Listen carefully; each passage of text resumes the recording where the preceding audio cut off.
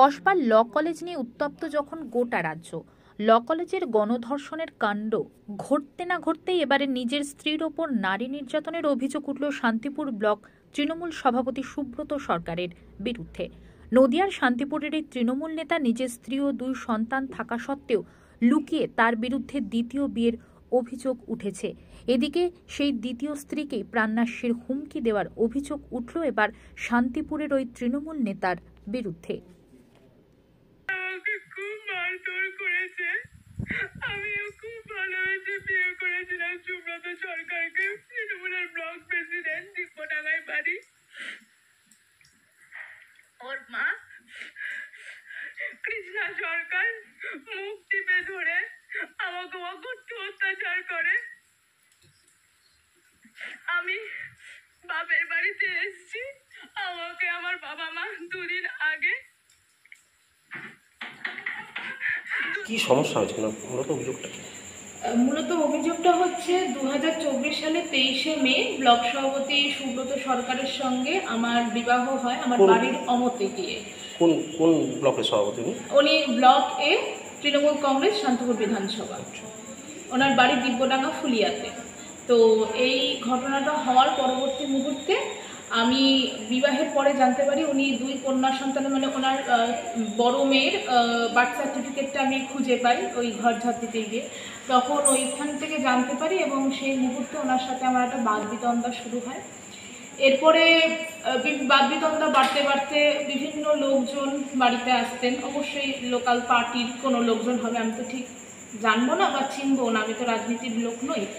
তো ওনারা আসার পরবর্তী মুহূর্তে আমাকে ওনার সাথে আমি বুঝতে পারি উনি বিভিন্ন দুর্নীতির সঙ্গে যুক্ত। দিয়ে আমার সাথে ওনার বেশ খানিকটা বাদবিতণ্ডা শুরু হয়।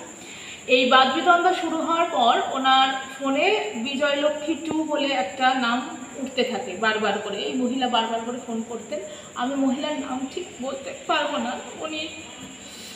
উনিও বেলঘরিয়া 2 অঞ্চল ফুলিয়া একজন মহিলা নেতৃত্ব। উনি সম্ভবত এনসিসির সঙ্গেও একসময় যুক্ত ছিলেন এবং 2024 সালে ওনার বাবা মারা যায়। এই বাবা মারা যাওয়াতে টোটাল শ্রাদ্ধের যে খরচটা কোনো ওই ট্রানজাকশান নয়, আমি যতদূর জানি টোটাল শ্রাদ্ধের খরচটা সুব্রত সরকার বিয়ার করেন। কেন? কারণ ওনাদের মধ্যে একটা অবৈধ সম্পর্ক ছিল। মানে আমি এরকম রান্না করতাম বা ঘর ঝাড় দিতাম বা আমি হয়তো ওর মায়ের সাথে বসে রয়েছি, ওনার ওই মহিলা আসতেন, এসে আমাকে বলতেন যে তুই চুপচাপ ঘরে বসে থাক, তোকে তো নিয়ে এসছে বিয়ে করার জন্য নয়, তোকে নিয়ে এসছে শো অফ করানোর জন্য, আর আমরা বিভিন্ন মানুষজন আসবো। এই ব্লকের তৃণমূল সভাপতি সুব্রত সরকারের বিরুদ্ধে একটি অভিযোগ দায়ের হয়।